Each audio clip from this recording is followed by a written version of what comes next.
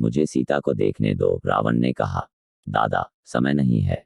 राजा राम और राजकुमार लक्ष्मण निकट हैं, वे जल्द पहुंच सकता है। मैं उन्हें मारने के लिए मजबूर नहीं होना चाहता। यह पूर्ण है। हमने विष्णु को मिला और अयोध्या के तथाकथित राजा घायल नहीं हुए हैं।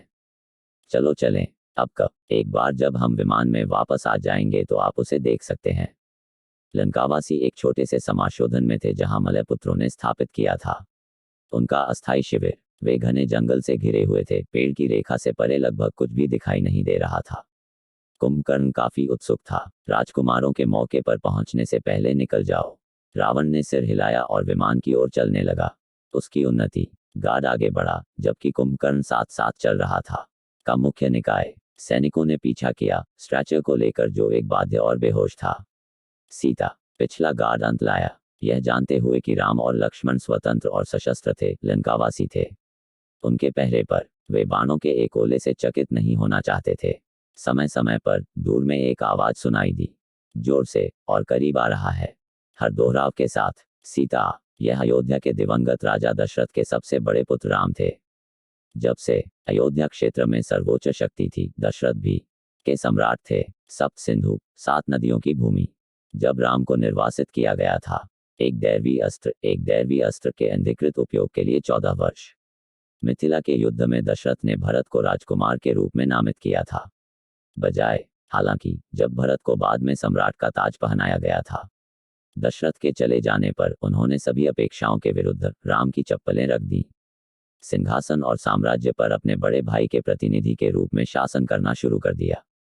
तकनीकी रूप से तब वनवास में होने के बावजूद राम राज्य के राजा थे, अयोध्या और सप्त सिंधु के सम्राट। इसकी अनुपस्थिति में भले ही उसके पास कभी औपचारिक रूप से राजा का ताज पहनाया नहीं गया, अन्य राज्यों पर संधि दायित्वों के भीतर सप्त सिंधु को चोट लगने या मारे जाने पर ट्रिगर किया जाएगा। ये राज्य फिर उन लोगों के खिलाफ युद्ध के लिए लामबंद होने के लिए मजबूर किया जाएगा जिन्होंने उन्हें नुकसान पहुंचाया था। सम्राट और रावण जानता था कि लंका युद्ध नहीं कर सकती, अभी नहीं, लेकिन सम्राट की पत्नी के संबंध में ऐसा कोई दायित्व नहीं था। पीड़ा की आवाज फिर सुनाई दी। सीता। रावण कुंभकर्ण की ओर मुड़ा। आपको क्या लगता है वह क्या करेगा? कर सकते हैं, वह सप्त सिंधु की सेनाओं की रैली करता है। कुंभकर्ण आश्चर्यजनक रूप से अपने विशाल आकार के बावजूद गति बनाए रखा। रावण के साथ उन्होंने सोच समझकर कहा, यह इस पर निर्भर करता है कि हम इसे कैसे खेलते हैं। वहां कई जो सप्त सिंधु में राम और उनके परिवार का विरोध करते हैं। अगर हम इसे बना सकते हैं। ज्ञात हो कि शूर्पणखा पर हुए हमले का बदला लेने के लिए सीता का अपहरण किया गया था, यह देगा। वे राज्य जो युद्ध में नहीं जाना चाहते, पीछे हटने का बहाना।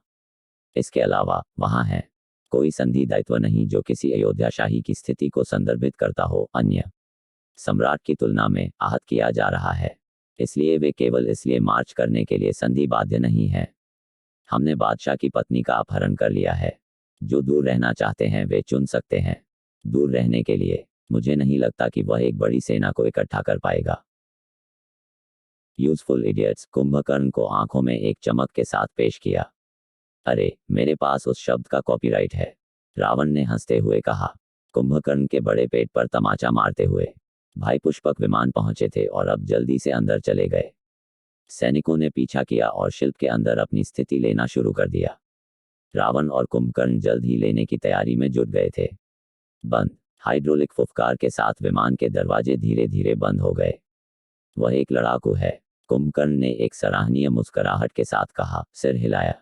सीता की दिशा लंका के सैनिक उसके चारों ओर मंडराते थे, उसके चारों ओर पट्टियां बांधते थे।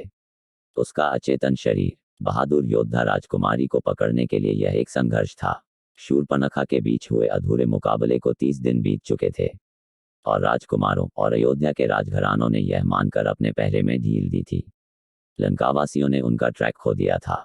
उस दिन उन्होंने बाहर निकलने का फैसला किया था और अपने आप को एक उचित भोजन मिलता है। सीता केले के पत्ते काटने गई थी। मलयपुत्र सैनिक मकरंद कहलाता है। राम और लक्ष्मण शिकार करने गए थे गौन। अलग दिशा। जिन 2 लंका सैनिकों ने सीता की खोज की थी वे मारने में कामयाब रहे थे। मकरंद लेकिन बदले में सीता द्वारा मारे गए थे। उसने तबाह करने के लिए चोरी की थी। मलयपुत्र शिविर और ट्री लाइन के पीछे से कई लंकाओं को उठाया। धनुष और तरकश के तीरों का बहुत प्रभावी ढंग से उपयोग करना, एक से तेजी से आगे बढ़ना। दूसरे को छिपने की जगह।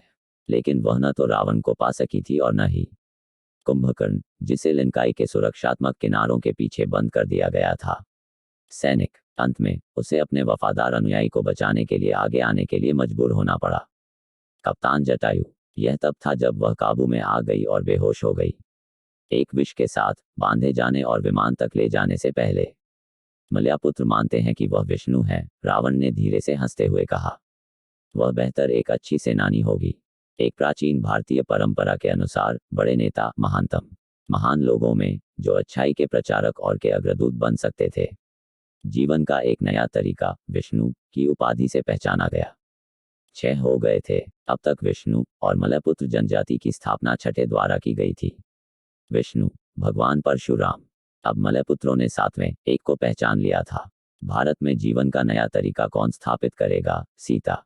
और रावण के पास बस उसका अपहरण कर लिया। सीता के चारों ओर के सैनिक तितर बितर हो गए और अपने पदों पर लौट आए। वह वहां लेट गई, लगभग 20 फीट दूर स्ट्रेचर पर सुरक्षित रूप से बंधी हुई थी। रावण से उसका अंगवस्त्रम उसके शरीर पर खींचा हुआ था और उसके धड़ और पैरों पर पट्टियां कसी हुई थीं।